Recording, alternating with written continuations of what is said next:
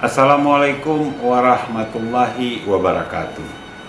Masyarakat Aceh yang saya cintai, sehubungan dengan implementasi Kanun Aceh nomor 11 tahun 2018 tentang lembaga keuangan syariah, bahwa konversi sistem keuangan konvensional ke sistem keuangan syariah harus dilaksanakan paling lambat tanggal 4 Januari 2022. Oleh karenanya, saya Nova Iriansyah, pelaksana tugas Gubernur Aceh atas nama pemerintah Aceh, menghimbau kepada seluruh rakyat Aceh untuk segera mengalihkan rekening simpanan dan pinjaman pada lembaga keuangan bank ke lembaga keuangan syariah, ke bank-bank syariah.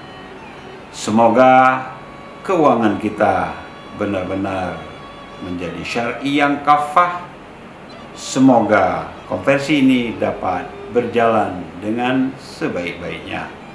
Demikian, terima kasih. Wassalamualaikum warahmatullahi wabarakatuh.